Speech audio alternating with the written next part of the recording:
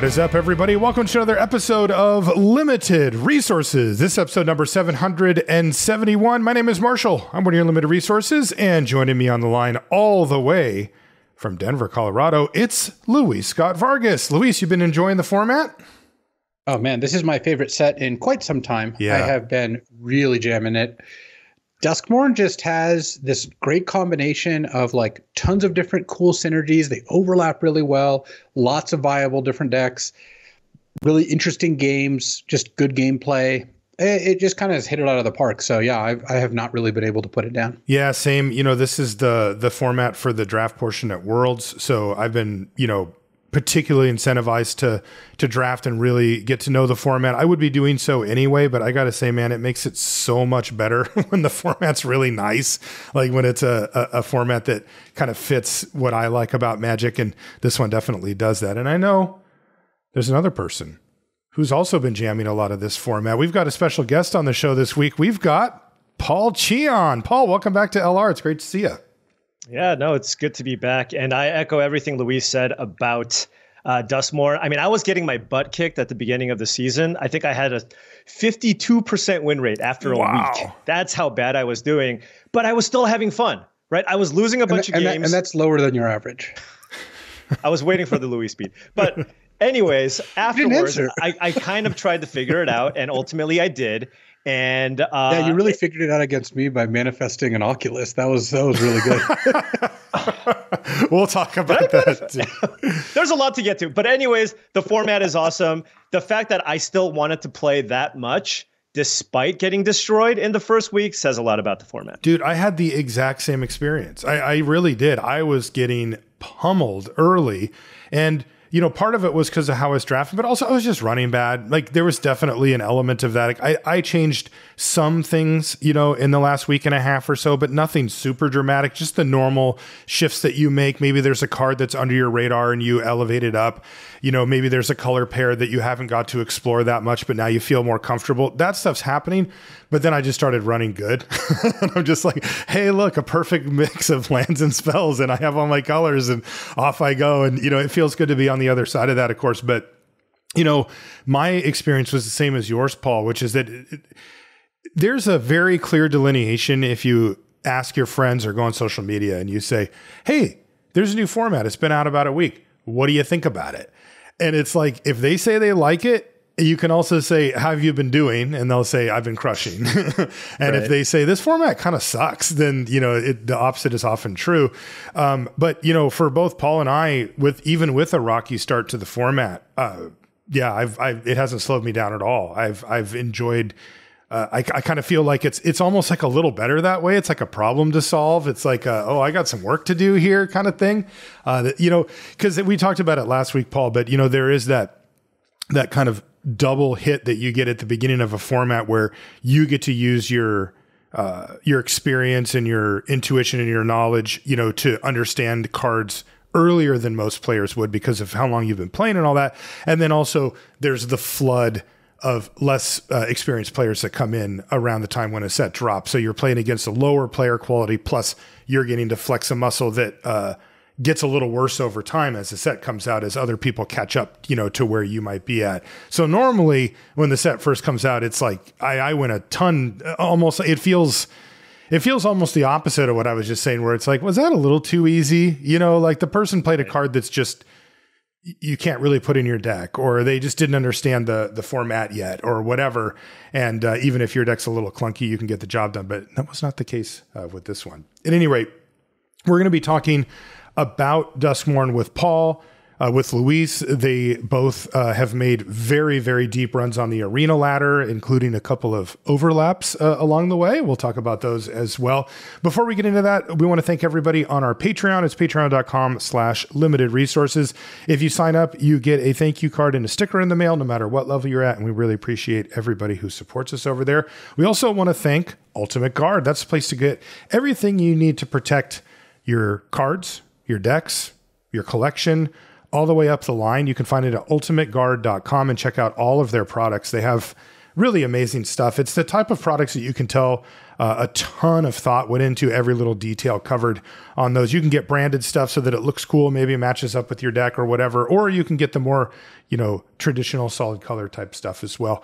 Anyway, that's all at ultimateguard.com, and you can buy it at your favorite online retailer, excuse me, or your favorite local game store. Thank you, Ultimate Guard. We do appreciate it. Now, I did mention the Patreon, and you get some perks for being a patron as well. It's not just supporting us. You get a few extra things, including access to our Patreon question of the week thread. This one comes from Matt, who says, could you explain how two similar cards can have a very different impact in different formats?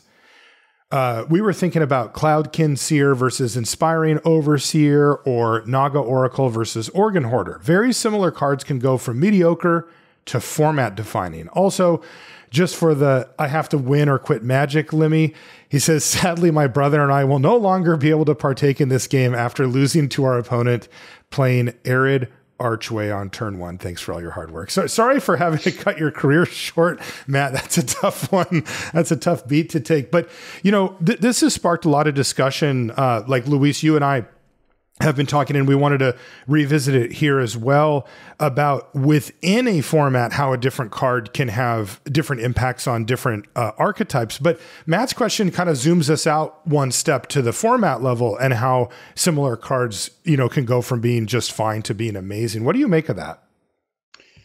Yeah, I mean, there are definitely context differences that, of course, will impact this dramatically. Mm-hmm. There's some cards that are pretty much good every format. Like Scorching Dragonfire might be better here than in most, because there's so many enduring things you need to exile or death triggers. But the 2-mana instant deal 3 with minor upside or even no upside has just always been one of the top red commons every format it's ever been in. Yeah. It goes up and down a little bit, but not by much. That said, there's a lot of cards that someone can be great in a format and some can only be mediocre. And I think the speed of the format, what the stat lines are of the common creatures, whether the format is a lot of removal or a small amount of removal, all that stuff goes together, and also what color's good. I would generally say 2 and a white for a 2/1 flyer draw card is going to be better than 2 and a blue 2/1 flyer draw card, because white is just going to use that body better. White is going to be more aggressive. White is going to care about having an aggressive flyer more often. How good would Piranha Fly in this format be if it was red, right, or if it was white? It would be awesome. In blue, sometimes it's good, but it's often not. And that's kind of where you look at similar cards and why there's probably pretty different amounts of impact they have. What do you think, Paul? Yeah, I mean, it just makes a lot of sense. One of the big things for me is, I guess, creature sizing. And after you play with the set for a couple of weeks, you start to realize what toughness and what power are relevant in this format. For example, in Duskmourn, there's a bunch of 2/2s running around, right? Because you have a bunch of manifest. So in that instance, shock effects go up in value, whereas in other sets where people are just kind of playing 3-mana 3/3s and 3-mana 3/4s, shock becomes a card you play, but you're not as excited to play. So sizing, I think that's a big level up moment for me in any set. Once I start realizing, oh man, if I play 4 toughness creatures and everything else is a 3-power creature, then I know people are undervaluing this card, whereas I'm going to take this card and it's going to have a much better impact on the board just because of the sizing of the creatures. Yeah, it's also cool. I mean, it's good job security for us, right? Because the fact that you can, we could read Organ Hoarder and go, yeah, this looks pretty solid, C+, whatever, and because that's kind of the context that we have during a set review, and have it end up being the best common in the set, a significant bump up, means that it is still hard to predict these things. We don't get a cheat code that just tells us this is going to be good. And, we've seen that with cards that we've talked about more recently, with the classic 1 and a green, look at some cards, get something back. And now they tend to maybe even give you a little bit of onboard presence and something like that. And those have skyrocketed, where traditionally those were fringe playables at best for a very, very long time. They were kind of just spinning your wheels, but not just kind of wasting mana. And as the game became more efficient, as the average creature got better, as the average card got better in limited, those type of cards went down, because it was well, you're just always drawing gas anyway. You don't really need to search for something specific. But then once they kicked in a little something, just a little O1 that you can make mana with, or a food token or something, it was like, oh, now these are right back near the top. It makes these things difficult to predict. And I mean, that's of course, why we're here is to predict these things. That's a really good question, Matt. Thanks for that. Let's do a couple of crack-a-packs, gentlemen.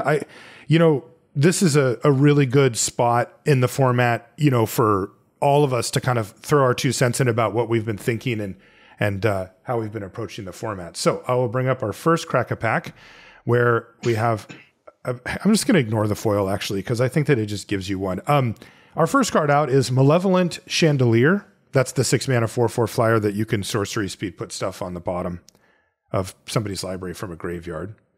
I really only play this in blue-green is the only deck I've played it in so far, and or like black-green, but most commonly blue-green. And I think I play it maybe a third of the times that I'm in a deck like that.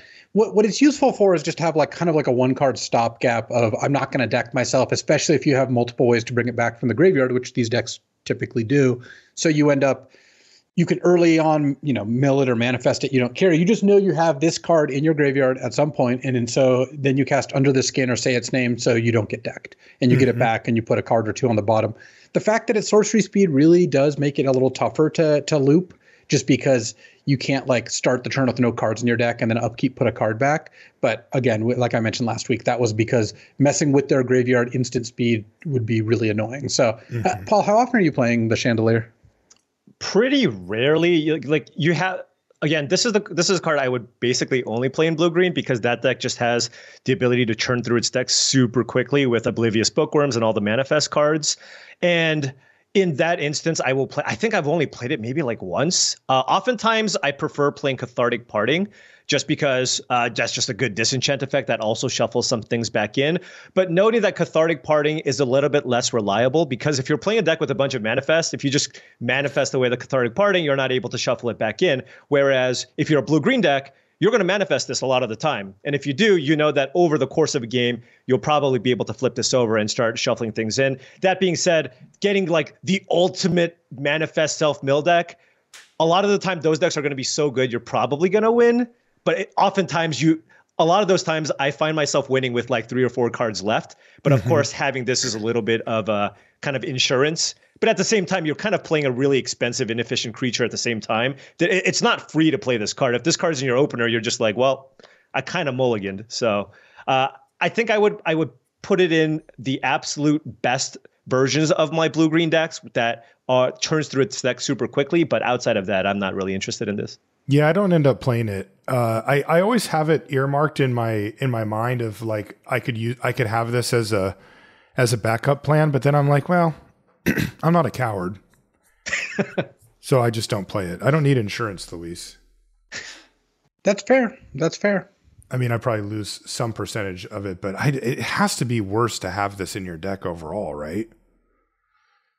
I don't think so. The thing is, when you have a deck that, let's say, has 2 or 3 say your names and an Under the Skin and 7 ways to manifest, the odds that you actually have to draw this card are just not that high. Yeah, that's true.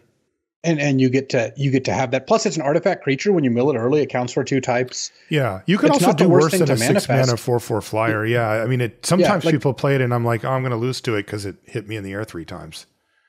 Yeah, manifesting it is also great because you get to just flip it up and just out of nowhere you've got a 4/4 flyer. So okay, I don't think the card is great, but I think it's good. It's the exact kind of card you want to know when you should use it, and you'll get some percentage out of doing so. Found Footage is next. Speaking of card I never play, this is the 1-mana clue. You can look at face down creatures from your opponents, and you can pay 2. Oh, you never play this card? I don't ever play it. You can pay 2 and sack it to surveil 2 and draw a card. I don't ever play it. I know Luis is a Delirium enjoyer, so I'm sure he's put plenty of this card in his deck. I prefer to get Delirium in other ways, but if you absolutely need to find a way, you can play this card. But of course, Say Its Name is just a better version of this card. And I also really like taking cards like Manifest Dread, which also just helps you kind of get Turbo Delirium. And most of my Delirium decks kind of tend to be green-based, so I typically don't look to play this card. I can count on one hand probably the number of times I've played this card. What about you, Luis? You sounded surprised. Do you end up running this sometimes, or? Yo, definitely. I look, I'm not saying it's a great card, but when you've got a Delirium deck that really does need to hit Delirium, if you don't have a couple artifacts to play, then this is a totally fine one to put in your deck. Look, yeah, I'd rather my Jund Delirium decks have like the Wicker Tree Folk or a Piggy Bank or, you know, or the 4-mana 5/4. All those cards are good. You know, Conductive Machete, Glimmerlight, great. Found Footage is just a way to get your like second or third artifact into a deck that really wants to mill it, and it helps by putting stuff in the graveyard. So I'm not saying the card is great, much like the Chandelier, but there are times when it is good to run this card. Okay. Yeah, I think that like I definitely recognize that, and I always have it in the back of my head. But when either drafting or deck building, I never find myself with like, okay, here it is. This is the perfect spot for a Found Footage to make it in. Maybe I'm just being a little bit too much of a stickler on it. Because I mean, yeah, there's nothing wrong with the card. It's perfectly reasonable, you know, for what you get. It ends up in the sideboard every time for some reason. Next is Vicious Clown. That's the 2 and a red 2/3, and whenever another creature with power 2 or less enters, it gets +2/+0, and it doesn't have a cap on that. You can kind of pop off with it. Yeah, playable card in red white, but I played in red white. That's it. But not a really good card. Certainly not one you have to take early. Yeah. Is that where you're at, Paul? That's how. Yeah, I mean, you get kind of the thing is the 3-mana creatures at common in red white are all kind of bad. So, or not bad, but they're all kind of mediocre and they're all kind of replacement level. So any combination of Vicious Clown or Hardened Escort, like they're all kind of similar in win rate. They're both fine, but those are all cards you kind of get 8th and 9th pick that just kind of fill kind of the hole in your curve at 3. Acrobatic Cheerleader. That's the 1 and a white 2/2, and it has survival. It gets flying. Counter. Playable card. It can be good sometimes, but it's not a card you need to prioritize. I don't think either. Yeah, I'm a little down on it from where I was earlier. I think I had it a little bit higher when the set first came out. I've drafted a lot of red white now, and Acrobatic Cheerleader always makes the cut, but I'm prioritizing it pretty low in draft. Well, it's also, I mean, I think a good way to look at all these is if you took an early Acrobatic Cheerleader, which normally you wouldn't take that specific card early, but just looking at that card, if you're picking that card, well, it's good in red white, or at least playable in red white. I wouldn't even think it's great. It's not good in blue white. No. White green is best avoided, which would be its natural home because it's a survivor and it would have the support for it. And then black white certainly doesn't want it. So it's a card that doesn't have very many homes. It's not even that important in the places where you do take it. So that's a great way to put it.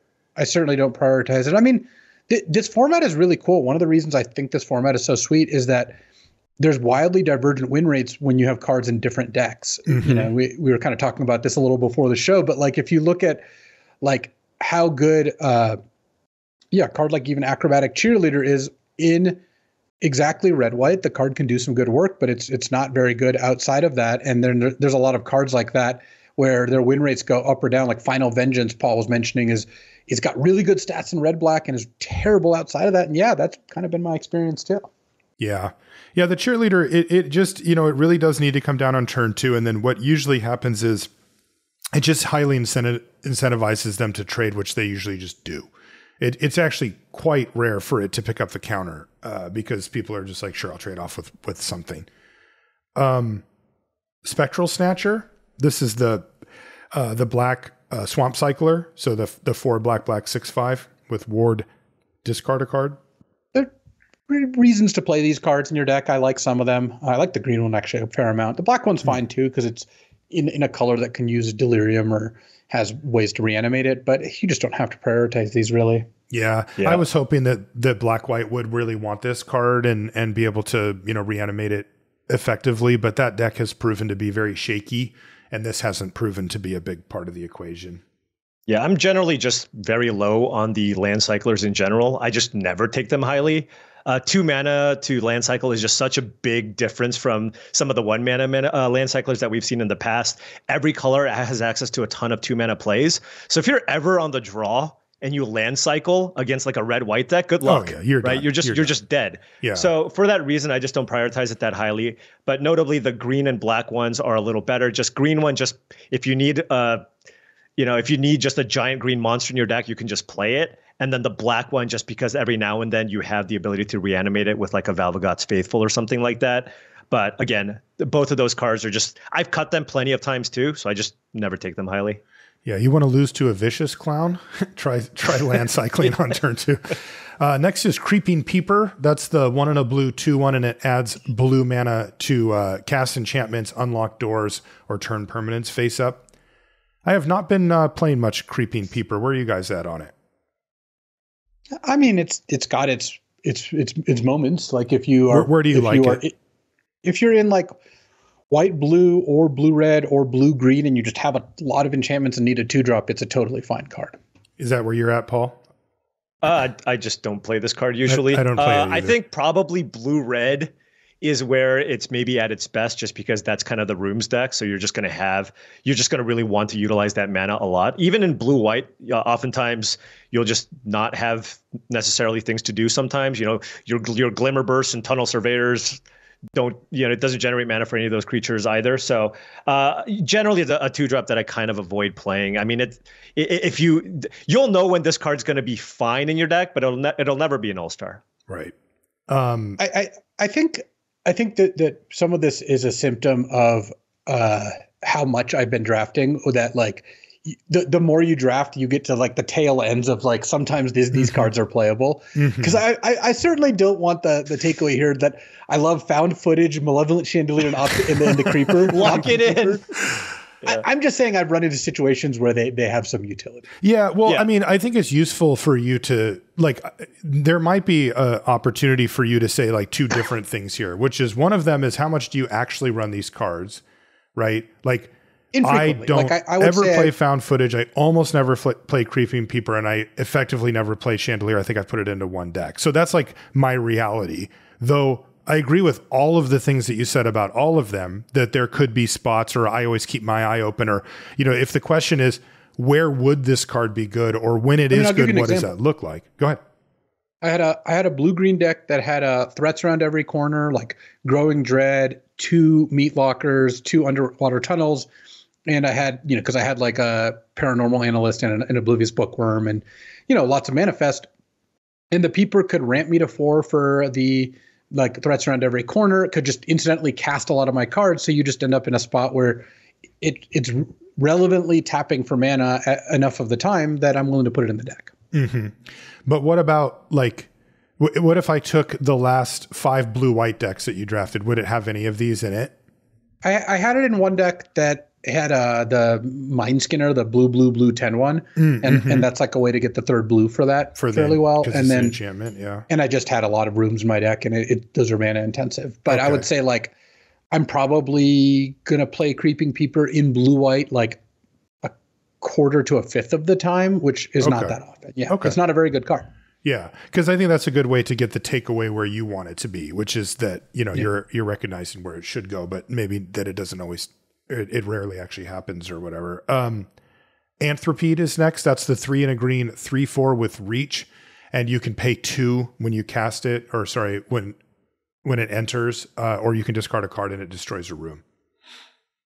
I played this like the first couple of days of the format, and then I stopped playing it, and I haven't put it back. I don't play it either. Yeah, the problem is if you get a room, they already got value from their room. That's right. Right? They played it. They cast Glassworks. You're not getting them by killing the Glassworks afterwards and discarding a card, right? That's right. It's just oftentimes you're playing a 4-mana 3/4 reach creature, and you're breaking even on cards or down a card or whatever. So that's why it's just, if it's kind of like if you can somehow, like if you kill a room, you get some value, you scry or something, maybe it's fine. But just the fact that it just full stop just kills a room, but there's like an additional cost to do so. I've never put this in my deck. Yeah. You read this card and it seems fine, but like when you actually lay out the use cases, it's not, right? It's like, how would you like to play 6 mana for a 3/4 reach that blows up the bad half of a value card that your opponent played? So, well, that doesn't sound very good. And it's like, well, how about this then, right? Now I'm going to discard a card, like I'm a whole card. Like, and again, it's the argument for this is that you can discard whatever type you need for Delirium, I think, is like the biggest reason to include this, but that's not worth it. Delirium is supported well enough in other places that this is not one place you need to go. Yeah. And by the way, this is a really great example of the type of card that is illustrative of where limited is at now. Like, we're just bashing this thing, right? It's a 4-mana 3/4 reach with upside, right? We're just I've played so many limited formats where 4-mana 3/4 reach would be one of the top green combos. It was two green, wasn't it? There was like a Cloudcrest Oak, and that was like a solid creature. Totally. Back in the day. And this one's easier to cast. And by the way, all of the extra room stuff is just completely optional. Like, we don't have to do anything. Anyway, I'm really glad that we opened this next card because I wanted to get your guys' take on it, because I've tried and haven't really been able to make it work, which is Scrabbling Skullcrab, the blue 0/3 with Eerie. Somebody mills 2 cards. So A, have you guys been able to make this work? We'll start with you, Luis, and B, if so, what's its, how do you use it? You put it in a deck with lots of enchantments. But come on. Come on. Take notes, Marshall. Yeah, hold on. I'm going to type this. Because the rooms give it multiple triggers. So you get a lot of value out of it. And I have liked it best in blue-white because, the Grand Entryway Elegant Rotunda combo is a sick one where when you play the Grand Entryway, you get to mill them for 4. That part's great. But I think it is fine in blue-green or blue-red. I've had it in all those decks. I honestly, I don't think I've drafted straight blue-black like a single time. No, I drafted it exactly one time, and it didn't go well, and I never really have fallen. I drafted it once, and I went 7-1, and I never went back. I was like, I proved my point. I'm done. You need rares. Yeah, I had a lot. So, but you're talking about getting value and all that. Like, are you talking about milling your opponent out? Totally. I think that these decks, like, I would say your average blue-white deck should just put a Skullcrab in it. Like, if you had the option to add a Skullcrab at the end, you would do that. Yeah. Look at how often you're milling yourself in this format. Well, like, that's why I asked if you're milling your opponent out. And you said, yeah. Look at how often you are playing a deck that mills itself in this format. Oh, I'm sorry. I understand. You're playing it very frequently. Sometimes a Skullcrab is just going to be threatening without doing that much. It is pretty scary for the Delirium or whatever deck to see a Skullcrab. No, it really is. Yeah. Like, your opponent plays a turn 1 Skullcrab and you're playing like Sultai and you're just like, oh, I got to kill that thing. Because even if it mills me for like 6 or something or 8, I still might be in an awkward spot because my cards need to also be doing that. Like, you're just going to not cast your Say Its names, and every manifest is 2 cards off the deck. Like, I would not always play it in blue-green. I've certainly not many times. But I think if you know you're blue-white, like if after pack 1 you're blue-white and you're pretty heavily blue-white and you open the Skullcrab in pack 2, you should usually take it. Like, it is I think a very good card. I've just had such a hard time converting. Like, it feels to me that like when it didn't matter, right? Meaning my opponent wasn't milling themselves and it was going to take a lot, like this was really the only thing I had that could mill them out, then they would ignore it. And it's pretty ignorable as an O3. And when it did, they're like, okay, fine. I'll kill it. And like, yeah, it's still a 1-for-1, whatever, right? So I've just found it to be unreliable in that way. Because, if I mill half their deck, I probably help them. If I mill all of it, then I win. It's like there's that uncomfortable middle ground. I think with this card is like, it costs just 1 mana. So if you play this, mill them for 4, then they kill it, usually you got at the very least a mana advantage. For sure. It can block 2/2s just fine. Like that is definitely a part of the card.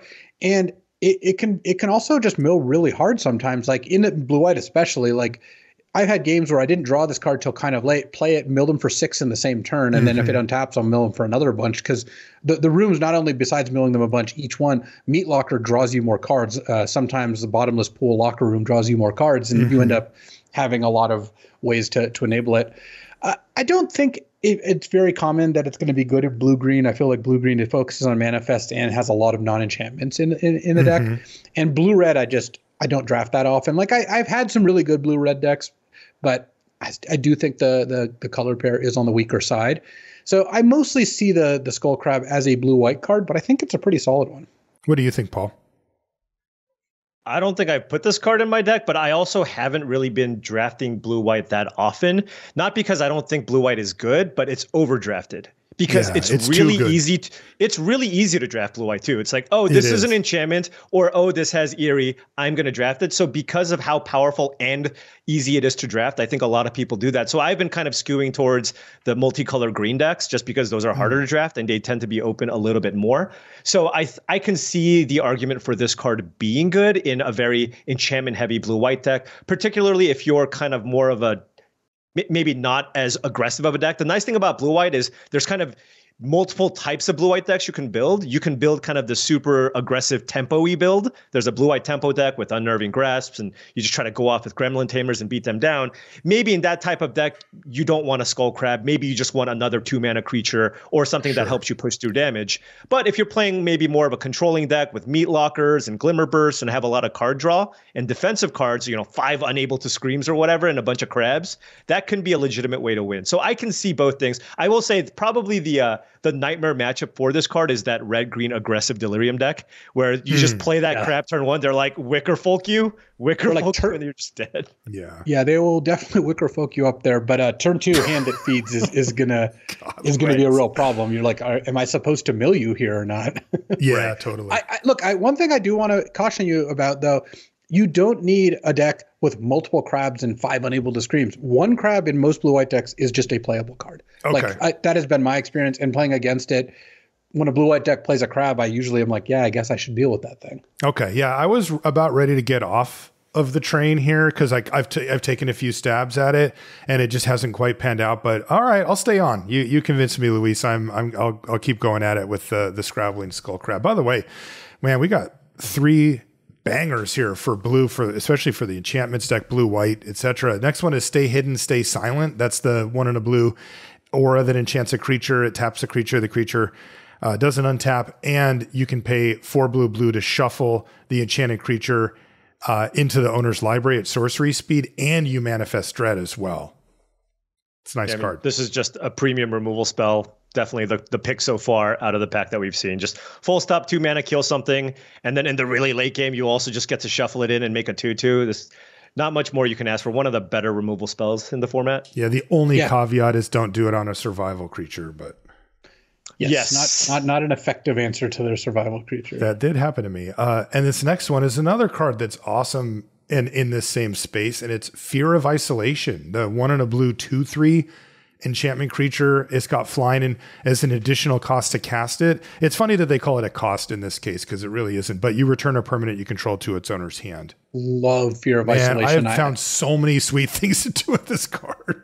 Card's insane. Yeah. Card's absolutely insane. You just don't run out of things to bounce, right? Never. I mean, not only are you able to pick up things with Stay Hidden, Stay Silent, or Unable to Scream or any of those things, but just resetting your rooms, even just bouncing a Glimmerlight. There's just all kinds of things you can do with this card on just a really nice body. 2 mana, 2/3 flyer. This is a card I first picked many times. So, oh yeah, it's a first pickable card. I mean, but I had a deck that had 2 of these and a Roller Crusher ride, and like that was just it.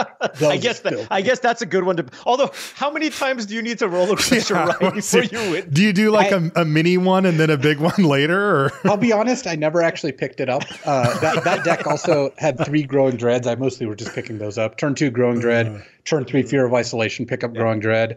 Turn 4 Growing Dread, play second Fear of Isolation, pick up Growing Dread, and they're just done. That's a joke. Yeah.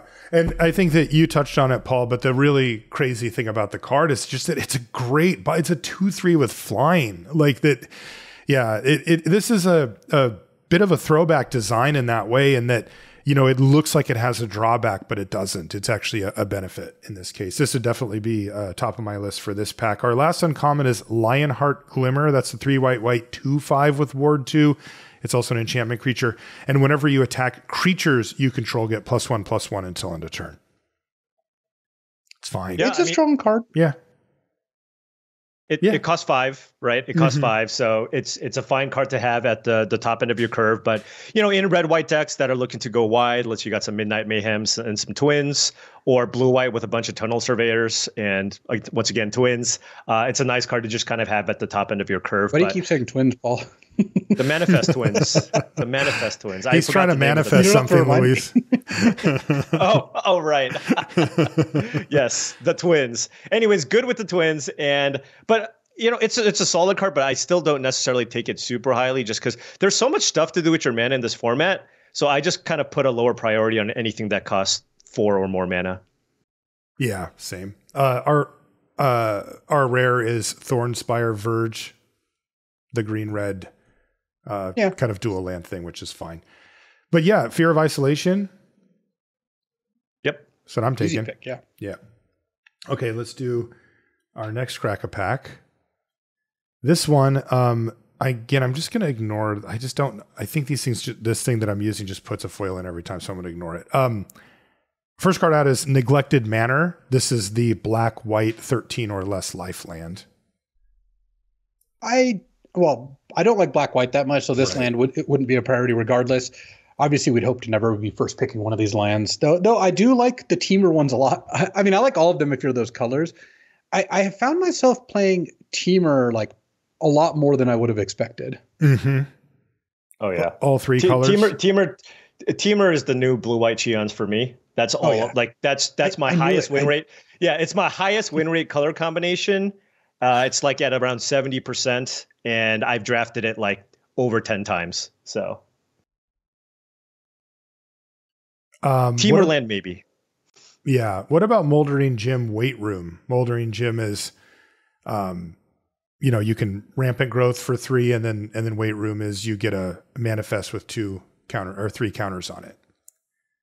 So there's a lot of good mana fixing in this format. You have, of course, like the Centipede and threats around every corner at uncommon. This one I don't like as much, and I will typically play this if I need to splash. So if I am in Teamer, right, then you're going to have some manifest synergies to go with the 5/5 that you get, and then of course it allows you to get your color. But I like it significantly less than any of the other mana fixing cards. So I would hate to first pick this. I would sometimes play a copy of this if I'm 3 or 4 colors and trying to go a little deep in my green based decks. Luis, you hitting the gym or what? I basically agree with Paul on this. Like it is better when you're 3 colors. If you're 2 colors, sometimes you'll run it, but you would prefer not to. And overall, it's a totally fine card. The other reason I would end up running this is if I've got some Bookworms and Paranormal Analysts, some good manifest payoffs, and this is just like an extra way to do that. Yeah, because it is a good one. You get a big manifest creature out of the deal. You do, but this is still not a card that I feel like you need to prioritize. Yeah, that's how I feel too. Fear of Immobility. This is the 4 and a white 4/4, and when it enters, you tap up to 1 target creature. If an opponent controls that creature, you put a stun counter on it, and it's also an enchantment creature itself. This card's actually been better than I thought. I run one of these routinely in both red, white, and blue, white. Yeah, I think it's a totally playable 5. The main issue for me is that you don't really have to prioritize 5 drops that often in general. So I'm just not going out of my way to try to pick this card up usually. What about you, Paul? Are you a Fear of Immobility guy? I mean, I'll play it if I need kind of something at the top end of my curve. If I don't have anything better, it's a little bit nicer in blue-white, obviously, just because you have some of the synergies. And then, of course, if you have the 2/3 2-drop Glimmer, being able to play this on turn 4 is kind of a beating. Totally. Right? Yeah. So that's kind of the dream Inquisitive that you want to live. Inquisitive Glimmer. Yeah. I just thought if you were going to do coverage, then it'd be good to know the names. Yeah. You know what's funny is I know it's got the name Glimmer on it. Yeah. But like in my mind, but no, in my mind, I'm like for a while I just thought only the 1/1 tokens were Glimmers. So they're so you're like, so they're like the 3/3 survival card. Like I drew a card, I'm like, where's my token? Right. And it's just because I had the 2/3 in play and I just didn't think that it was an actual Glimmer. Anyways. It's a Glimmer. But yeah, Fear of Immobility gives you just enough. Like it has just enough stats, just enough board impact, and just enough synergy to make the cut sometimes. Next is Stalked Researcher. This is the 1 and a blue 3/3 with Defender, and it has Eerie. It can attack as though it didn't have Defender. I play like a lot of these cards. Yeah. In blue-white especially, because you can... You know how you guys mentioned there's the aggressive blue-white and the controlling blue-white. Well, you know what? This is great in both. In the controlling one, it doesn't even have a drawback. And in the aggressive one, it almost doesn't because that deck just casts an enchantment every turn anyway. So totally. Yeah, I like the Stalked Researcher. This is one of the rewards for being in blue-white or sometimes blue-green and sometimes blue-red, I guess. But mostly in blue-white. where at some point you're just going to be getting this with 3 or 4 cards in the pack in most drafts. Yeah. Do you play a lot of Stock Researcher, Paul? Basically exclusively in blue-white, maybe blue-red rooms, right? If you have a bunch of rooms as well, but I almost never draft blue-red. Also notably, like this is also just for all of you people who are going to start, we're preparing for World Championship coverage. We also have the Arena Open coming up. For all the best of 3 drafters, this is a totally fine sideboard card too. Just keep that in mind. Even if you're not the blue-white enchantment deck, if you're playing against like a red-white aggro deck, this is a more than reasonable thing to bring in just to kind of hold the fort while you try to manifest your way into the late game. Totally. It is a very good speed bump. Next is Horrid Vigor. This is the 1 and a green instant target creature gets death touch and indestructible until end of turn. I don't play this very much, but it does see a lot of play. But I always try to play around it. I'm like, I get got by it a lot. I'm so dead. Totally. That definitely happens. I wonder if I should play it more. I fear it often enough that it's probably just means that it's powerful enough to put into a deck. It's just, it's a tough sell, right? Because, it can be a somewhat defensive combat trick in the sense that it doesn't increase power, right? Like you're just not, like you're kind of hoping to turn it into a removal spell at some point. It does have that upside of double blocks and stuff that can make it actually a good one, but it's not a removal spell. It's much riskier than that. Yeah, and there's a lot of good instant speed interaction in this format, so you can get blown out if you're the first one that has to flinch and cast this card, right? You have the Dragonfire, you have Murder, you have the 4-mana bounce spell, Vanish from side. Like, there's just so many different things your opponents can do. But notably, this is super good if you're somehow unlucky enough to draft a survival deck, right? You get to attack and they have to block your Defiant Survivor, and then you cast this and then you get your manifest token. So I guess there's the place for this. You get to play the bad card in the bad deck. Yeah, it does work. Like it does the things that it says on it, but I don't know. I feel like overall by the end of the format, it'll feel a little bit more like a trap than someplace you really want to be. Next is Ripchain Razorkin. This is the 3 and a red, 5/3 reach, and you can pay 2 and a red and sack a land to draw a card. Just don't put this card in your deck. I never play this card. Yeah, do you guys play it? It's just horrible. Like you just get it bounced or killed, and you got nothing to show for it, and it's not even that good in combat, and you never have the time to actually spend mana sacking lands. So definitely. Paul, what's your opinion on Don't Make a Sound, the mana leak, or they have to pay 2, and if they pay 2, you get to surveil 2?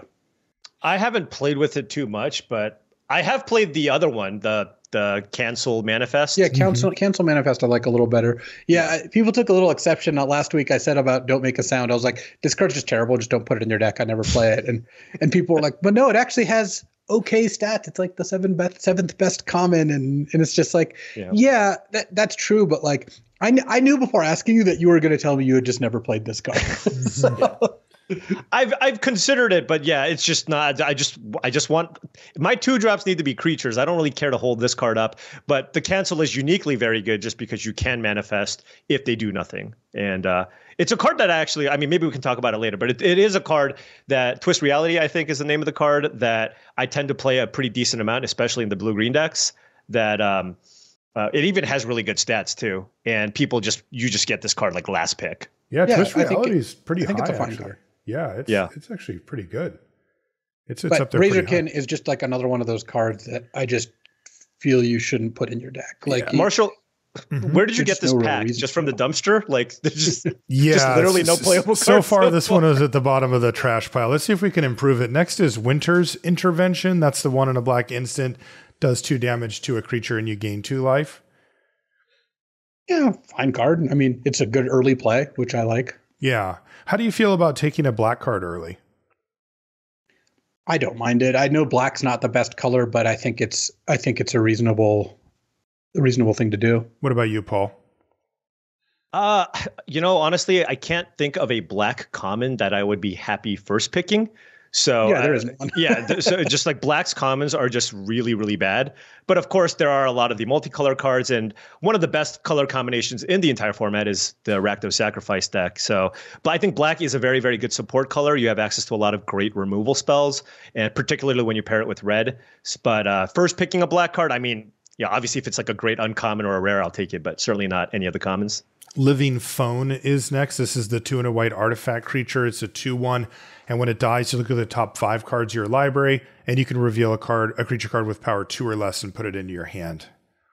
Yeah, how about just don't put this card in your deck either? Are you off Agreed. of Living Phone? Okay, yeah, I actually play it a little bit. Maybe I shouldn't. I played it in red white.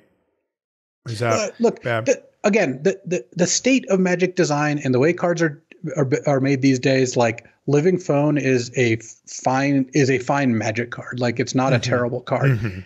I just don't think you should put this card in your deck. I don't really see all the other cards are better, basically. Okay, I have it in the same level as, or similar level as the Clown that we talked about last pack, where it's like it's 3 mana. It's a little worse because Clown has like actual dream. Living Phone, I feel like doesn't really even have a dream. Is kind of my problem. What? I think the Clown. I think actually, we talked about sizing earlier. And I think for that reason, both the Clown and the Hardened Escort are a good amount better. Just because even if you're on the draw, you can just block whatever manifest or 2/2s that your opponents can play. So they just fight a little bit better. This thing just loses every single fight. And it's just kind of hoping to trade to get a little bit of value. I can see a world where if maybe there was a good mid-rangey controlling deck where you could play this as your 3 mana card because you're just hoping to trade and get some extra value out of it would be good. But in red white, you just want your creatures to kind of stick around. So I just like the slightly more robust body on both other 3 drops in the red white decks. Okay. Yeah, I mean, I don't know. I feel like the upside is more than a little. I mean, if you hit a card like it replaces itself, that's pretty dang good. Yeah, there's also just incidentally a decent amount of exile removal spells too. So every now and then just gets hit by an exile thing. Also, you just miss sometimes too. You can miss too. Yeah. Next is Shepherding Spirits. That's the white plane cycler. It's the plane cycler. It's 4 white for a 4/5 flyer with plane cycling too. Yeah, don't put this in your deck. Generally, I think this might be the worst one, honestly. The only argument for it, I think, is that it's in the reanimator colors. So like technically you could cycle and reanimate this, but I agree, it's just not good. Okay. Next is Defiled Crypt and Cadaver Lab. I kind of like this one. This one's got some play to it. There's some decks I've had that it makes a lot of zombies. I think it's not great. I don't like take it early, but it is, I think, a playable card. Yeah, you get a creature back for black, and you get an enchantment on the battlefield that says whenever one or more creatures leaves your graveyard, you get a 2/2. Not creatures, just any cards. Cards. Right. It works with the Ghost Vacuum, or works if you're using Under the Skin to get back a land or any of those things. Chandelier, returning Resurrected Cultist.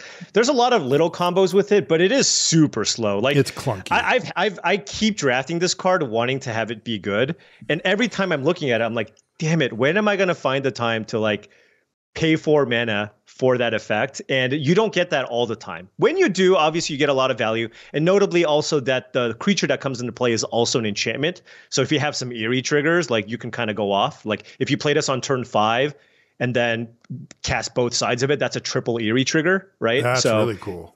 But then what are you, like a black-white eerie deck maybe? Yeah. I guess is kind of where this card could be okay. Probably the problem. Which technically exists because they've got the Valgavoth Sinistral or whatever, the 3 mana, 3/3 black-white dude. Yeah. But dream. Black-white's just one of those combinations I haven't really done well with. I think the best Reanimator decks I've had have all been Obzon, where you're just basically black-green with Shroud Stomper that you can just cast and then use a reanimate spell to bring it back when they kill it. That's kind of the plan, I think. Yeah. Next uncommon. Oh, we did it. We finally did it. We opened Mana War. Yeah. Unnerving Grasp. Oh, fantastic card. Got ourselves a Mana War. That's the 2 and a blue sorcery. Return up to 1 target non-land permanent to its owner's hand, and then you manifest Dread. Oh, it's so beautiful. I will note, by the way, I haven't looked at this too carefully, but blues uncommons are ridiculous. I mean, just based on our Cracker packs, right? We had 3 awesome ones, and then this one. Unnerving Dread, Stay Hidden, Stay Silent. Bookworm, they're just, it's ridiculous. Yeah. Yeah, they are really, really great. And this is definitely one of the best ones. Next is Betrayer's Bargain. This is the 1 and a red instant. As an additional cost to cast it, you can sack a creature or enchantment, or you can pay 2 and it does 5 damage to a creature, and that creature gets exiled if it dies this turn. Yeah, I mean, this is an excellent removal spell. Obviously, even better in black-red because you're going to have extra things to sacrifice. I don't think I'm going to take it over Unnerving Grasp, but it is a premium removal spell. No, I agree with all of that. Our rare is Peer Past the Veil. That's the 2 red-green instant discard your hand, then draw cards. They draw X cards, where X is the number of card types among cards in your graveyard. So we get to take Mana War. Yeah, we definitely do. I love it. I played this card before. I've played that card before. Oh yeah, Peer Past the Veil. I don't think it's a card you should like super prioritize, but it's the kind of card where if I'm like Jund Delirium and I get this card 7th, it's like, oh yeah, this card's gonna do some work. But it's not worth like going after like pick 3 or whatever. Yeah. PSA though, don't play 2 of them in your deck. I played 2 and you just discard the first to the second. Yeah, I know. It just felt horrible having. The problem is you can never, if you ever draw 2 early, it's like, oh my god, I've got 2 bricks, and then I have to empty the rest of my hand. Right. And rarely are you going to be able to cast 2 in the same game, and you don't. So it's not so good that you want to draw 2 of them. I agree. I'm just stoked that we got to take the Mana War. Manifesto War. Yeah, the Manifesto War. That was dope. Okay. So we want to. Talk to Paul about his journey so far through Duskmourn. But before, Luis, we wanted to mention something about Paul as well. There's so much I could mention about Paul, I guess. But they stick to the good stuff. There's so little I could mention about Paul. But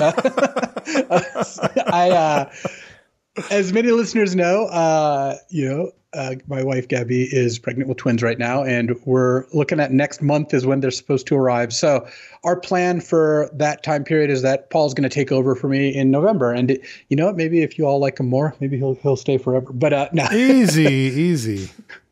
Oh yeah, sorry. I save it for the sign off. I know, my bad. So that we couldn't think of a better co-host, or at least they wouldn't answer our calls. So I think Paul is going to do an excellent job, and really excited to welcome him here. Wow. That's a really great welcome for Paul. Paul, I personally am excited that you're going to come on for that time when Luis is welcoming his 2 new children to the family. Yeah, I'm still trying to process if Luis gave me more compliments or jabs over the course of that introduction. What? But yes. I don't think it was very close. Okay, but anyways, he won't be here, Paul. He won't be here when you. maybe that'll be a good thing. But no, glad to be a part of the show here. And this is a set that I've just been absolutely just crushing in terms of just sheer number of drafts. I think I've already probably done more drafts of Duskmourn than I have for all of Loomborough. So that's kind of where I'm at with this format. So really excited to kind of be a part of the show and share whatever knowledge I have of the format with all of you. That's a lot. I mean, that's coming from a full-time draft YouTuber. Like that's not like you're, finding time in evenings. Yeah. That's like going for it. So yeah, that says a lot. Well, that's great. And thanks for doing that, Paul. We appreciate it. So about Duskmourn, what's been your, what do you, I know that you've like, one of the things that stood out in our chat is that, you've been making a run for the super high mythics, like even trying to make a run for number 1. Yeah, I have. I'm currently sitting at rank number 2. So I even know the person at rank number 1. And no, this month's been crazy because there's been a ton of just all the YouTube content creators that focus on limited have kind of just been loving the set so much. So you see a lot of familiar faces in the top 10. Luis was rank 2 for a bit. Kenji hit rank 1 and has been rank 2 for a bit. So a lot of people going for rank 1. And so I've decided to join in on it. And I've been having a ton of fun. I've also just been streaming a lot more just because I figured, well, I'm already doing all this drafting. Might as well stream and kind of share that experience with everybody. So it's been a ton of fun. Like I said, when I first started, I got my butt kicked. Did like 20 drafts with like a sub 55% win rate. But now that I've discovered all the bad archetypes and try to stay mostly away from those, my win rate skyrocketed. And now it's actually at 64 point something, right? It's just at what you would expect. And that's playing against the high mythic people mostly. Right. Mm-hmm. There's a mix. It depends. You get paired against diamond players too or whatever. But yes, once you get to high mythic, I think most players kind of sit around that mid 60s tier. So I'm glad to have been able to climb out of that hole that I caused for myself. And primarily the thing that I've been doing, at least people have caught on, but for me in the beginning, it was drafting some combination of teamer. Now, not blue-red, but basically a green-based deck that can either go into blue or red. as the secondary color and then splashing the other color. And obviously off the back of kind of the Centipede. That's the card that, at least in week one, just nobody respected the Centipede. No I mean, I was kidding. just still getting the Centipede like 7th. It's like it's the best. Like 7. It's the best green common. It's just so like, good. what are you No, doing? I don't think it's the best green common. What's the best green common? I think it's Monster the best Emergence? common. Oh, okay. Ooh, Fair dun enough. dun dun. That was, All right, that was well, a good. okay. That's how you do a hot take, by the way, Paul. I love me a Centipede, so I can see that being What the case. common are you taking over Centipede? You take a Scorching Dragonfire? Scorching Dragonfire. I can see people taking Dragonfire, and Oh, I can definitely see people taking Dragonfire. I'm asking you, would you take a Dragonfire over a Centipede? Trapped in the Screen. Trapped in the Screen. That's the one. Yeah, that's another one. Yeah, those are the top 3. So that's. But Yeah. Honestly, give it me, I would. Man, that's a great question. I would take Trapped in the Screen over it, but I've been drafting blue-white because, like Paul said, it's easy and it's awesome. Like, I feel like I never lose when I get an even decent blue-white deck. I think for me, it's close. I might take the Dragonfire. And that's only because I personally feel that the 2 best colors are red and green, because there are 6 archetypes that I like in this format. Okay. It's red, green, black, red, blue, white, and red, white. And then black, green is also playable if you get, you're often splashing something, but and so of those 6 color combinations, 3 of them are green and 3 of them are red. And the other colors are 2 of each. So I have a big preference being either red or green. So I think for me, it's kind of close between the 2, and I could see taking the Dragonfire only because the uncommons in this format are absolutely busted. And it's really important to have some kind of cheap answer for those ridiculous 2-mana cards. I'm talking about you, Gremlin Tamer, and I'm talking about you, Oblivious Bookworm, right? So Dragonfire kind of helps you cover your bases with that. And the Exile Clause is also pretty relevant. Like, I don't mind Scorching Dragonfiring a Percussionist, right? It's just like, I'll do it if I have to. So I think it's close, but those are probably the top 2 for me. Trapped in the Screen, probably number 3 for me. That where you're at, Luis? Except for you would take the Centipede higher? Yeah, I think I would take the Centipede first. I mean, I think there's an argument to be made for the Percussionist as well. Like that card is also just completely out of control. I feel like it just goes so much later. Like, I know it's like, win rate wise on par with those other cards, but just viscerally, I'm like, I don't feel the pressure to kind of lock in that slot of, okay, I got my Percussionist, I'm good to go. Where like, I do feel that way with the other cards we just mentioned, specifically with Dragonfire, because it's kind of, it's its own thing. Like, Trapped in the Screen's really solid, but Dragonfire is like super efficient. And like Paul said, taking out, 3 toughness, 2 toughness uncommons ends up being really important there too for the mana. But I for some reason, the Percussionist just doesn't carry that weight with me in the draft portion, but I mean, yeah, it is on par. It's got a high win rate, but it's not quite Novice Inspector, right? Yeah. It's not quite Novice Inspector in terms of, if you're trying to compare like some of the best 1-mana commons that we've seen. Novice Inspector, just obviously you will always get the card, you'll always be able to utilize it. It's a detective, it had all these benefits around it. This one, it is very good, helps you with Delirium, great with Turn Inside Out, but right now you're still getting this card 5th, 6th pick, right? And so as long as the world doesn't maybe adjust to it, I think I would like, if I had to pick between Dragonfire and Percussionist, I'm still taking the Dragonfire for now. Maybe that changes in a few weeks, where all of a sudden people taking up the Percussionist. I'm like, oh, I really want the Percussionist. Will note though that if I do know that I'm specifically in black-red, I mean, I first pick Percussionist. At that point, Percussionist is your best card. Tons of removal, because you can take the Percussionist over Dragonfire knowing you're going to get a 9th pick Final Vengeance that's about as good. But the other reason I think most people, and you specifically, should even take Dragonfire over Percussionist is that Dragonfire goes into any red deck and is great. Percussionist, if you end up in Teamer a lot, Percussionist really is not going to be like that great for you. When you're red-green Delirium, Percussionist is great, but you still really want the Dragonfire. If you end up in red-white or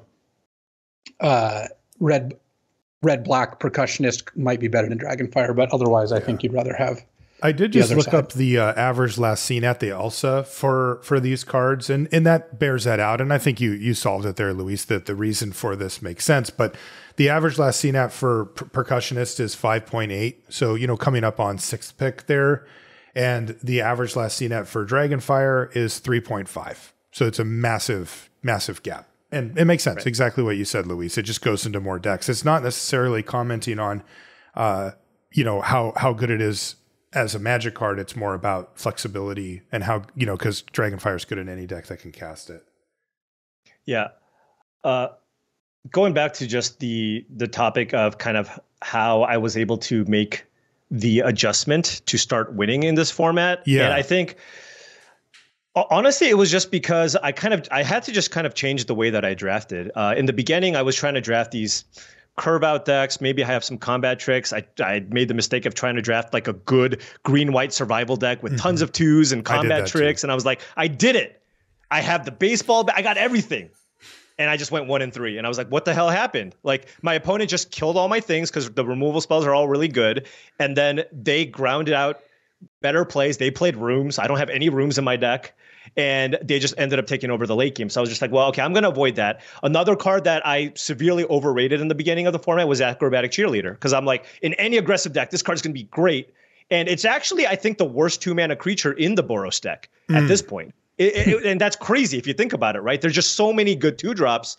You look at even the Ragged Doll or Fear of Surveillance. Fear of Surveillance, notably, is the best 2-mana colored common in red-white because, Delirium sometimes is relevant, right? And it gives you a little bit of extra value, whereas the Cheerleader on the draw just does nothing, right? Survival, just as a mechanic, is kind of a big fail for me. Like, it just doesn't really work. And I don't really like it because on the draw, all your cards just get 10 times worse. And so once I started mostly ignoring survival cards, that also, I think, helped bring my win rate up a decent amount. And yes, I think blue, green, red as a color combination too just works super well together because red, green's trying to do the Delirium thing and the blue, green deck's doing the manifesting, and manifest plus Delirium just works super well together. And with all the good mana fixing that you get to just play all the awesome uncommons in that 3-color combination. When I'm red, green, I'll just splash all the busted blue uncommons that we talked about, right? It's like, I will take all the Flood Pitch Drowners and Unnerving Grasps. I'll even splash Oblivious Bookworm if I have to, just because I'm going to have a fair number of manifest cards in my deck. And once I kind of made that change, I've been able to win a lot more. I wanted to follow up with both of you about the Teamer deck, because that seemed to be a place that both of you have landed. I've probably had a couple of decks closer to what you described, Paul, where I had like maybe a little splash for a couple of red cards or a couple of blue cards or something, but I haven't landed in that space yet. So I'm curious if, I don't know, Luis, maybe you want to start, but what do these decks look like? Like, are they straight up Teamer across all 3 colors, or are they 2 colors with a splash, or what's going on with these decks? It could be all of the above. Like, basically your base green, that is the kind of main thing. And you've got Spineseeker Centipede, you've got Terramorphic Expanse, you have Keys to the House. You've got a good amount of ways to kind of fix your mana and make sure that you're hitting your land drops. And then you find whatever your secondary color is, which is often blue or red, and then you splash the third. There's no reason this couldn't be other things. It's just white doesn't have that many good splashable cards. And black is a little more common for me because I think Jund Delirium is also totally fine because black has some good rewards. The Swarm Weaver is a big reason I end up with black cards in my deck, honestly. But I think you just end up with often a blue-green or red-green base, and there's just so many powerful uncommons and rares of those other colors that you end up splashing. And you've got a lot of Manifest, you've got a lot of Delirium, you've got a lot of that kind of stuff. I'm not sure how Paul's been drafting them, but that's at least what I've been doing. Yeah, what about you, Paul? Are these distributed among 3 colors equally, or is it 2 colors with a splash, or? Obviously, it really is just kind of predicated on the mana fixing that you end up with, right? I've had decks where I'm just like, okay, I'm going to do a light splash just because I didn't get a bunch of the centipedes or I didn't get a bunch of the lands. But oftentimes, they're usually a splash. I don't try to get too crazy with the mana base unless I have 3 to 4 centipedes. Then the world is your oyster. You can do whatever you want. So that's kind of what I've been doing. One note is just the reason why I like green so much is just it's really deep and your decks are all just end up extremely consistent. The reason why I say that is green has access to 3 2-mana creatures that are all cards you're reasonably happy playing. right? You have the Flesh Burrower, you have the Wary Watchdog, and you have Manifest Dread, right? And any mix and match some number of those. I think the Death Touch one might be the worst one unless you're more aggressively slanted. But mix and match any of them, and you're still fine. And so it's almost impossible not to have a good curve with the green base because you have so many opportunities at taking those 2 mana cards, along with Monster Submergence, and then of course to Luis, the best common in the set at 3 mana. So just green is really deep. It doesn't have maybe the super slam dunk like top 3 type commons, but there's just a bunch of cards that you're really happy playing. And once you get that base with the mana fixing, all of a sudden you get to just play the most powerful cards in all the other colors. Yeah, that seems like a really great platform, right? Like you're saying, so you build the base of having one of these 2 drops, just take your pick, and then into the Spineseeker Centipede. And now where do you want to go? Right? Like you said, you could go into black if you have Swarm Weaver or, some synergies, or you could go into red if you want to splash for, a couple of key red cards or key blue uncommons, like you've said, or blue rare or something like that.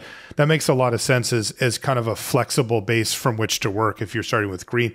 One question I had was one of the cards we opened in the pack was Moldering Gym Weight Room. Is there like a inflection point for, okay, now I actually want to play Moldering Gym and we're doing this version of this Teamer deck, or is that not part of the equation at all? I typically just don't put that high of a priority on Moldering Gym, so it's just not something that I think about too much. Like, there's just so many great manifests. Like, it's nice if you have some manifest synergies to go with it, but there's just so many better manifest synergies. I don't really care about paying 6 mana to put a 5/5 into play. That's just so underrated with kind of the state of modern Magic these days. You're really going to have to want the ramp, and you're going to have to want the mana fixing. But oftentimes I don't even necessarily need the ramp because I just have a good curve, right? So I just try to keep my curve super low, and then you're just going to spend your mana playing some rooms, unlocking some rooms, or flipping up a lot of your manifest creatures. So Moldering Gym, it's one of those, if I need the color fixing because I didn't pick up any centipedes to splash my Swarm Weaver, I'll do it. But I'm not super happy about playing it. Luis, is there a full 3-color version that actually wants a Moldering Gym, or is it just not part of the equation? Oh, it's a fine playable if you've got good expensive cards. Like I had a deck that had like Valgavoth's Onslaught and Dissection Tools, was splashing Waltz of Rage, and Moldering Gym was great there because I just had these expensive cards and heavy color requirements. But it's a card that you pick up if you didn't get enough fixing otherwise, like Centipede being the best one. And yeah, sometimes depending on your fixing, you could and the colors you have access to, or the cards you have access to, you just end up 3 colors. Like I've had basically just like a straight up Teamer or Jund deck that's got like Fear of Burning Alive, Brood Spinner, and a bunch of green cards and a couple black removal spells and a Scorching Dragonfire. And it's just, you're just not that, you've got enough fixing that you don't really have to worry too much. This is a big picture question that it might be applicable to this deck, but I was thinking about it because I think we all know the person at the local game store, the friend who's a little loose with their mana bases. Is there, let's say we play out the rest of this format, and let's say you guys both, by the end of it, still say, Teamer was one of the places I wanted to be. That was I had a lot of wiggle room there. How many of the decks that you would have drafted between you two would have cards that feature double mana symbols in all 3 colors? Not that often. It would take like an Overlord. Right, like if for I'm me, it was the Waltz of Rage in that blue-green deck, because Waltz of Rage is a really set card if you have a lot of creatures and Dissection Tools. Mm-hmm. Sure, yeah, anything with Death Touch is obviously insane there. But yeah, there was one deck I played where I was kind of a blue-green base. I already had like a Razorkin Horde Caller that I was going to maybe splash, and then I opened Overlord of the Boiler Bilges, and my mana fixing was pretty good. I'm like, all right. Like I'm gonna try to fit this one in just because my mana fixing is good enough. But if my mana fixing was bad, I probably still wouldn't have played it. Okay, so that's something to keep in mind for those of you at home. Just because I know that, a lot of people sort of have a threshold in their mind where they're like, okay, well, I'm all 3 colors, so I'll just take anything in these colors. But as you can see, even the 2 pros here who are advocating for, 3-color decks, these are good, are very wary about, stretching that limit a little bit too far. Oh.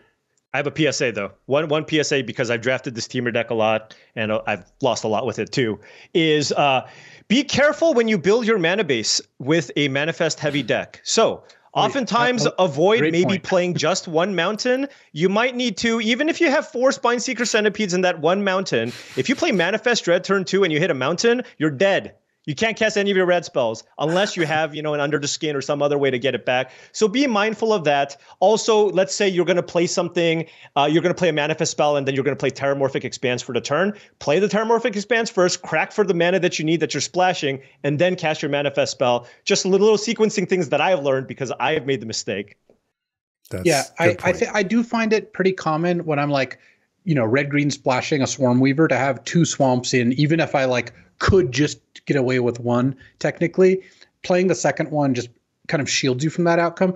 It is nice that Say Its Name can get back lands. I have relied on that, but yeah, you should watch out with that thing coming up. Especially, you could have a deck that has Spineseeker Centipede, Terramorphic Expanse, keys to the house. At that point, yeah, you really need that second mountain, or you're going to have a hard time casting Roller Crusher Ride. I want to live in Luis's world for a little while. At any rate, single card discussion? Yeah, I had a couple cards that I wanted to mention. We've covered up some of them kind of naturally, but like Fear of Isolation, for example. One thing that comes up often when you have Say Its Name and Under the Skin, I had a draft I was doing with BK yesterday where after midway through pack 2, we had an Under the Skin and 2 Say Its Names. And it's at this point, and we're very heavy green, at this point, all we're really looking for is a good creature.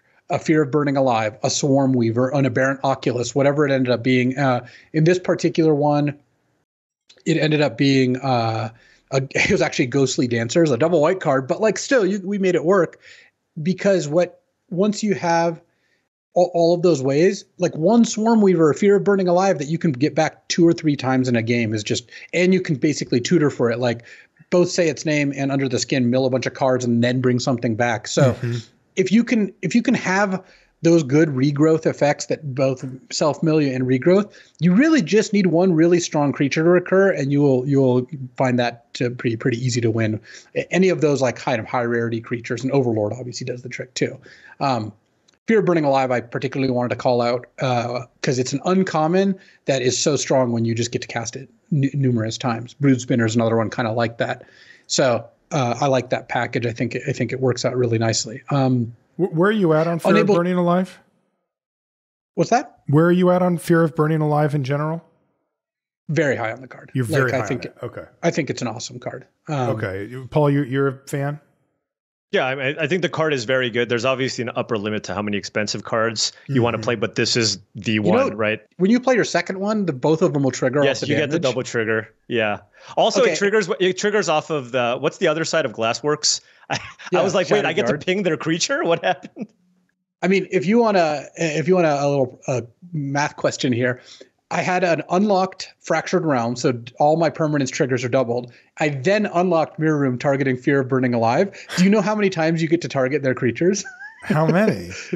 Well, so you unlock the room, and that triggers twice. So you're going to make a total of 2 more Fear of Burning Alives. So each of those Fear of Burning Alives will put 2 triggers on the stack. That's 4. Okay. And each of those triggers will get seen by 3 Fear of Burning Alives. So that's 6 more per trigger. That's 24 times you get to target their creatures. Did you get to do this? Well, they conceded. I had to figure out what it was. But yeah, see, that's the thing. I never have those games. Luis just I'm going to play these cards and I hope it happens. And then it happens. And I'm just like, what the hell? Well, part of it is for example, Fractured Realm is a card that I've played as my only blue card in a black-green deck because it actually gives you that finishing power. Sure. It's not a very high win rate card for, I think, good reason, but it is still a card that I have found to be quite good in the right circumstance. Like the one you just described, for example. Yes, like that one. House Cartographer? House Cartographer, we were actually talking about it in our group chat, and I agree with Paul. People still seem to take this card as if it was a premium uncommon when it's worse than all the common creatures. It may be comparable with the Flesh Burrower, I just don't. When you look at survival cards, you should mostly just not worry too much about them. I do like Defiant Survivor to 3/2 that manifests, because that one, at least if you do the thing, it gives you a big payoff. House Cartographer, it's just it gives you a land. It's not even this big payoff. So don't be taking this card quite as high as people are. I did have a deck where I had 3 Enduring Vitalities. That's the 3/3 for 3 that makes your guys all tap for any color. And I had House Cartographer there. It was kind of nice. Yeah, I mean, all the survival cards are also awesome with if you get any of the 2 like rare vehicles, the hover ship and the head shredder. Then that's also really nice. Yeah, those combos do actually come together and are good. And also the I don't remember his name, but the 3GG 3/4 that turns your lands into 3/3s, but it has Root-wise haste. Survivor. Yeah, 4 toughness plus haste means that you're much more likely to actually get the trigger off of the thing.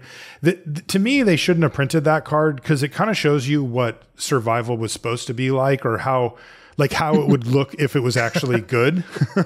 And instead we're like, go, and my opponent gets to plan around all this stuff, and they're not typically high toughness, and you don't necessarily want to burn a combat trick just to get a survival trigger. So it's like, it really kind of, that one's like, oh, this one I actually get to trigger somewhat frequently, and it's aggressive and cares about attacking and all that, and all the other ones don't.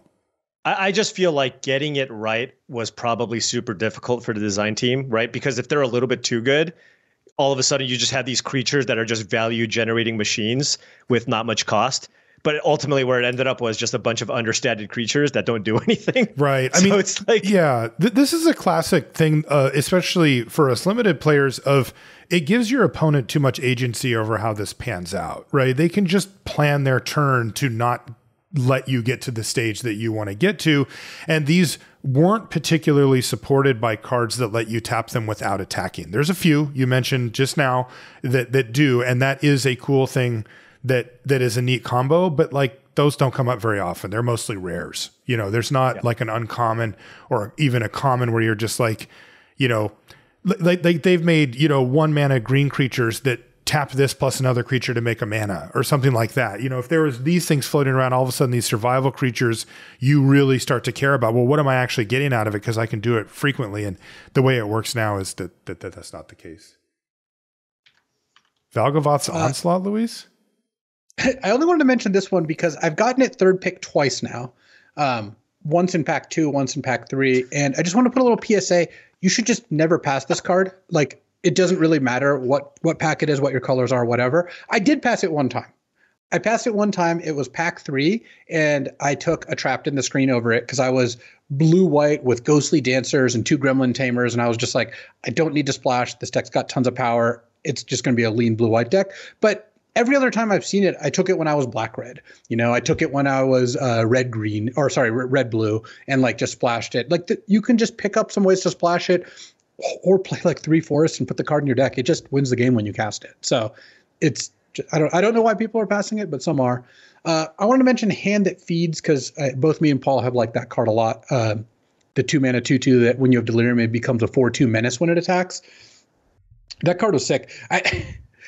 I got to complain again about when I played Paul. So here's what happened. Start of the turn. Oh yeah, you haven't told the story yet. I teased that you guys tangled. Yeah. No, he has no. So I'm playing a red-white aggro deck, and we both have a good draws. Like he plays like Growing Dread early, and like we both, and he plays a second one, and like we both just like trade off stuff. But it gets to the point because I've outmaneuvered him despite having fewer resources in general. Weren't you on the play and you got a great curve draw with tricks in your hand, and I survived still? Is that what happened? I'm pretty sure that's what happened. That is what happened. Okay. Start of Paul's turn. He has 6 mana and 2 cards in hand, draws his 3rd card, 3 cards in hand, draws his 4th card, plays his 7th land. It's 3 cards left. And my board is a Hand That Feeds, a Reckless Gremlin, and a face down hand that feeds that I'm going to flip. I have Delirium. So I have 10 power of menace. He has no creatures in play. He's playing blue green. I'm like, yeah, this looks pretty good. I had a removal spell in my hand too, like a Scorching Dragonfire or something. And Paul goes like, Growing Dread, play another 2-drop, play a Baron Oculus. And I was just like, what? Where did this go? It was Manifest, you like Growing Dread, Manifest Dread, Oculus. And I was like, what the hell? The best part about this, by the way, is I had 5 cards in my graveyard and no manifest cards in my hand. I drew the Growing Dread to put the 6th card in my graveyard to not only put a creature in play, exile the 6 cards to cast Oculus, and then I put Unable to Scream on one of his creatures. Oh, no way. It was Unable to Scream plus Growing Dread. It was I put 3 creatures in play and killed his best creature all in one turn. That's incredible. Paul, what the hell? So, I mean, that's how you climb the Mythic ladder, Luis. Actually, at the time, he was ranked 2. Well, I was going to say that's how you fall out of the Mythic ladder because that's the highest I got, and then I was no longer that. You were at rank 2 at that point, Luis? Yes. Yeah. And Paul was just passing you by on his way to also rank 2. And then he said some things I'm not going to share on the air, and then he told me he fell to rank 3. Well, you guys started chatting about it in our chat. Congratulations, Paul. That was really well done. Yeah, that's what I said. It was well played. You guys put that in the chat, but I didn't realize you had played each other. I thought you were just bragging about a sweet play you made. And Luis is like, yeah, that was a good curve. And I'm like, that sounded a little different than normal. Yeah. Luis, are you still making any type of run on the Mythic stuff, or was that just happen that way? I'm like in the 20s right now, like is it 23 or 24? I'm not. Look, Paul just went on stream and lied about me because he was saying hot take. He was saying that I was making a run for number 1. I just accidentally got to rank 2. It just happens, you know. Like I wasn't making a big run. It was just that was kind of what was happening. Luis thought he was diamond. Drafts. You've done over 50 drafts. You don't accidentally hit rank 2. If you maybe did 10 drafts and went 70-0 maybe, but you've done as many drafts as I have, Luis. There's no accidental. By now it's quite a bit more, but I will say I at no point am like I'm going to grind until I hit rank 1 or anything like that. I'm just playing the drafts I want to play and seeing what rank I end up with.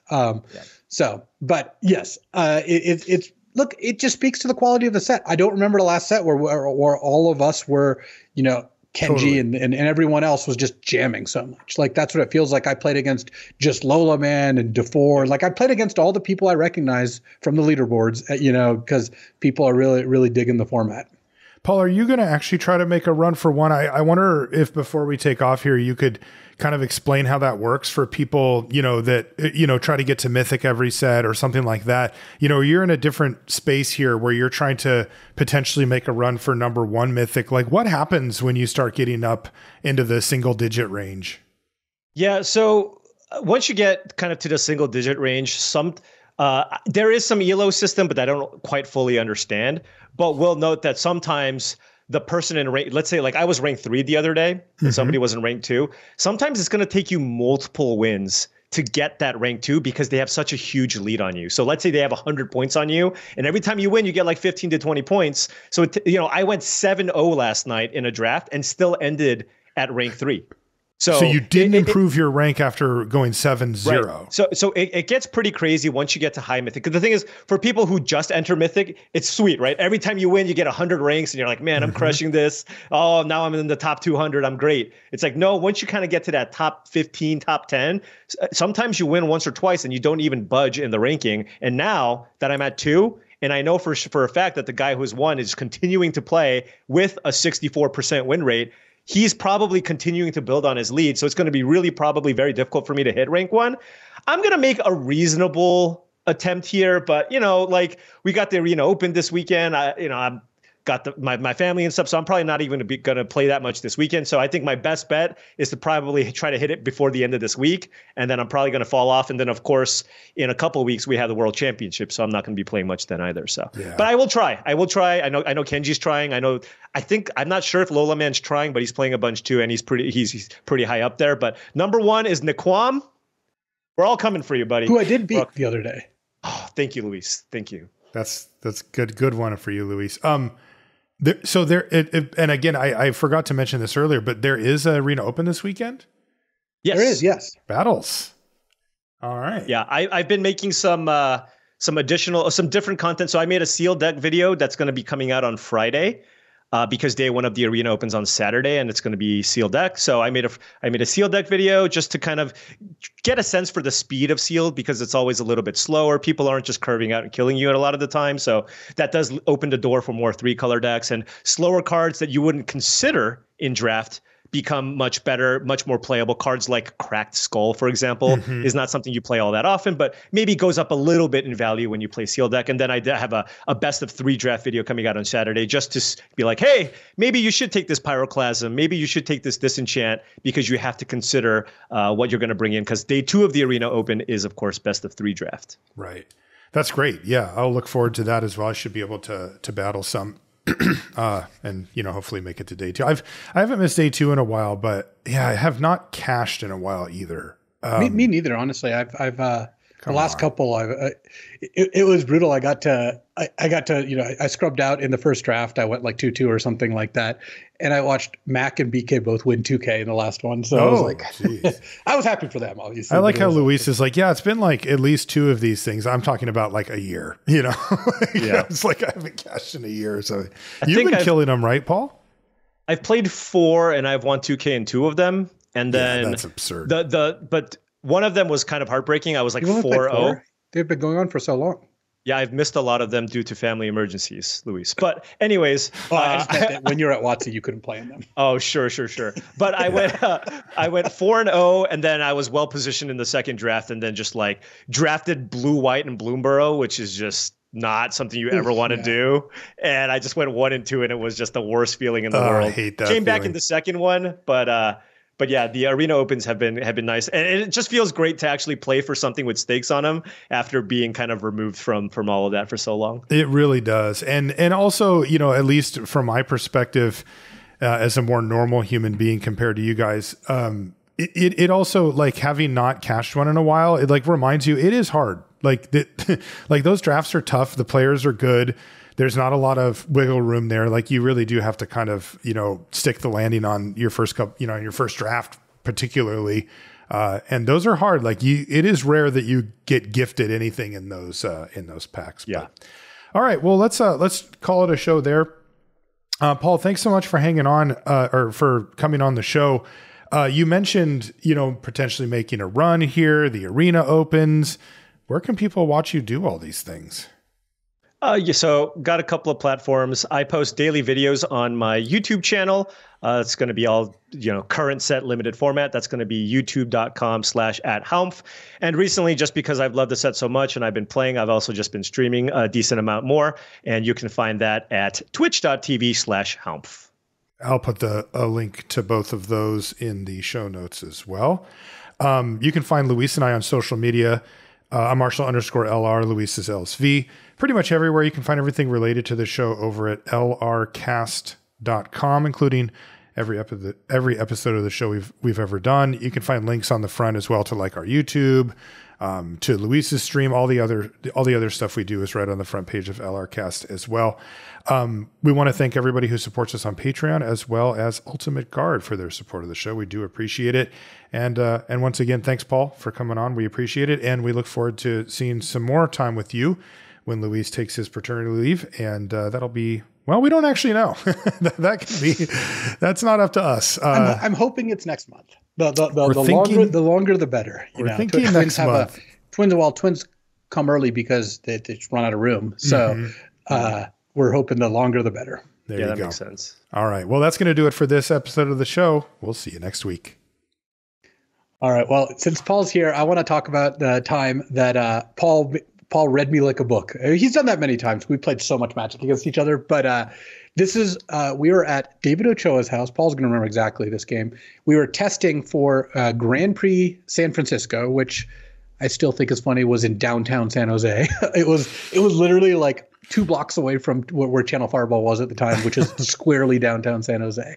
But we're playing Time Spiral Block Constructed, and me, you, Webb, and Paulo Vitor Domodorosa tested so much for this Grand Prix. We all stayed at Webb's house like a week ahead of time, and we just jammed.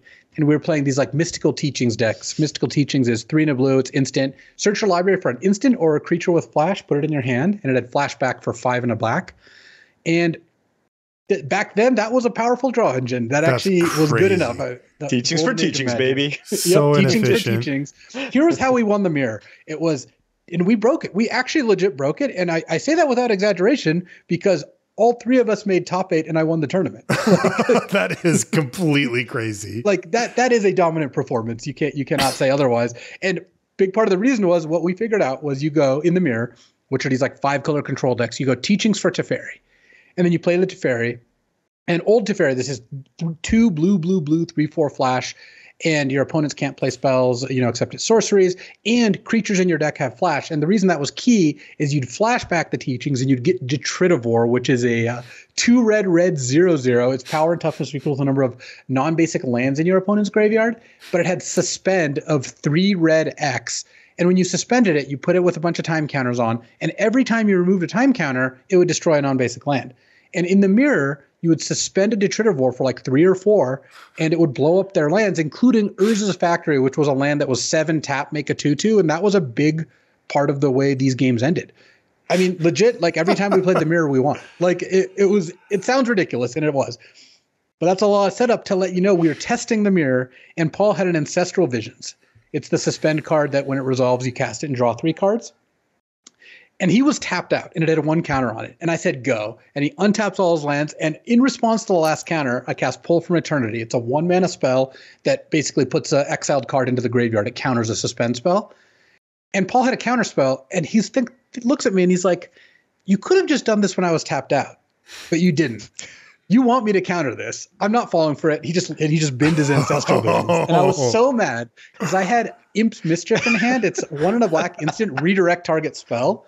And Ancestral Visions is like Ancestral Recall, target player draws 3 cards. So what I wanted to happen was him to counter my Pull for Eternity, and then I get to Imp's Mischief his Ancestral. But Paul, unlike most people, was wise to my nonsense, and he just looked at me and just no-sirred it, and he ended up winning that game. Because now he also knew then I had Imp's Mischief in hand. He just was straight up like 100% you have this card, and that was the risk of giving Paul more information, and he took that ball and with it. Well, and here's the thing with Luis, like he loves to beat people in spectacular ways to try to like level people, because he's just like, oh right, so he can go like, I got you. I'm like, I wouldn't have rubbed it in if I got you, Paul. 100%. He'd be talking about that story right now. But right now, and that was 15 years ago. But he's still remembering the time where I actually just figured it out, and I was just like, it just didn't make any sense. I'm like, obviously you could have just done this when I was tapped out. Like, you clearly have this, but you really just want to get me here with the Imp's Mischief. But you know I have a counter spell, so if you Imp's Mischief, then I'm just going to counter it, and then your Pull from Eternity is going to do nothing. So I just kind of pieced it all together back when we played so much Magic. Both of us were just really dialed in, and we played so many different teachings decks back in the day. So it wasn't too hard for me to kind of sniff it out, but it is funny that Luis made a feeble attempt to get me. Well, I will say that Paul's one of the people I like playing against the least in like a high pressure situation, because he knows me so well. He knows when I'm trying to get away with stuff, and he has a very good game face, so it's hard for me to tell what's going on. Even games where I've beaten you, I didn't know I was winning till like very close to the end, because it was like Paul doesn't give up a whole lot. But my record against you, I don't think is actually very good. Yeah, I mean, we played a few times, but let's just say Paul's not intimidated by Luis. He's not, but I'm checking our MTG ELO project stats right now. Let's see. So in our, what do you predict, Paul? I will predict that I am like 6-5, 6-4. Well, it only counts Grand Prix and Pro Tours, so we actually didn't overlap quite as much as sure. As you might think. We played 3 times, and I've yet to win one of the matches. So. only 3 times. Only 3 times. You're 0-3. You beat me in the top 8 of the 2006 National Championship, where we both made the team. That was the year that you won. That was one. There was there was a Grand Prix, and then you beat me at that same Grand Prix San Francisco. We played in round 9 with good records, and the Pro Tour. And then there's Pro Tour Oath of the Gatewatch that we played in round 9 again. And you could actually, I think, Marshall, did you cast that one? I think I did. Luis was doing nonsense. Yeah, I did. That was where Luis was just going crazy. Yeah. Chat was like, what is he doing? This is a Pro Tour. Yeah, I remember that. I will say that the things I was doing didn't really put me at a gameplay disadvantage. The outcome, but it was just nonsensical. You're like, well, I was doing things like at the end of Paul's turns, I activated a creature land, and I was just like, activate this, and Paul's looking at me like, okay, go. At one point, he plays his 8th land, and he has a Coom Stone Shaper in play. It's when you play a land, you can pay 2 and a red to make a 3/1. And I give him a 3/1 token, and I hand it to him very aggressively when it was on the board, not the right play to even make the token. And Paul's like, I don't need the token, and he just like kills me a turn with activating a creature land or something. I won that game, but Luis top 8'd that Pro Tour, I'm pretty sure. I did also top 8 that Pro Tour, yes. So in any case, I look forward to picking up some episodes of LR when you're on. I listened to BK and Marshall's set review that when he filled in for me earlier this year. So I look forward to some good Cheon episodes.